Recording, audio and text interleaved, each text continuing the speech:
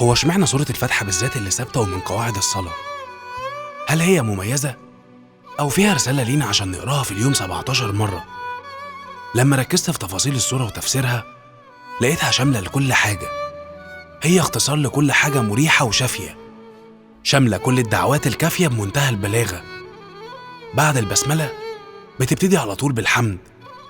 ربنا ربط صلاتك وبالتالي ربط حياتك بكلمة الحمد لله، عشان مهما تكون مخنوق ومهما تتصور إن عندك هموم ومهما الشيطان يعملك، تلاقي نفسك رغم كل ده بتحمد ربنا 17 مرة في اليوم.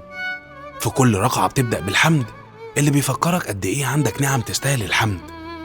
الحمد لله رب العالمين، ما قالش الحمد لله وسكت.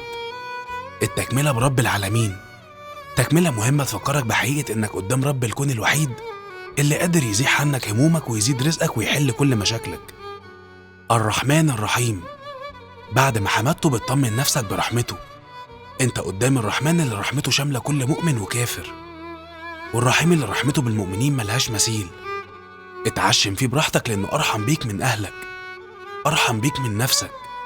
مالك يوم الدين، والمالك لفظ عام وشامل لكل شيء، فانت لازم تعرف وتفتكر وتقدر إنك بتكلم مالك الإنس والجن والحيوان والنبات والجماد والدنيا والآخرة والغيب والملايكة.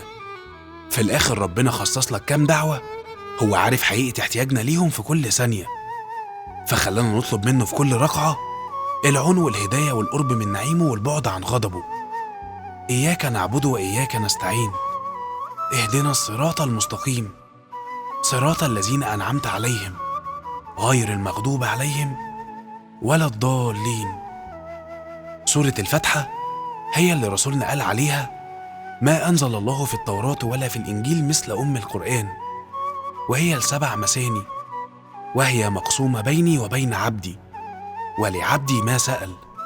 فهي مقسومة بين العبد وربه كالتالي: لما تقول الحمد لله رب العالمين، ربنا بيقول حمدني عبدي.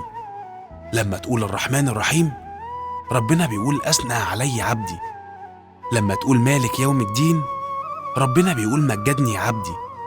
لما تقول إياك نعبد وإياك نستعين، ربنا بيقول هذه بيني وبين عبدي، ولعبدي ما سأل. يعني نص الآية ليك والنص التاني لربك. لما تقول اهدنا الصراط المستقيم، صراط الذين أنعمت عليهم غير المغضوب عليهم ولا الضالين، ربنا بيقول ولعبدي ما سأل. في الآيتين دول واللي قبلهم دخلنا في الجزء الخاص بيك، وفي كل مرة هتلاقي ربنا بيقول لك ما سألت.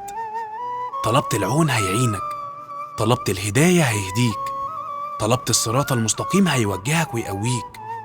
حقيقي الدنيا كلها ما تسواش لحظة في مناجاة ربنا، وسورة الفاتحة هي أروع مناجاة.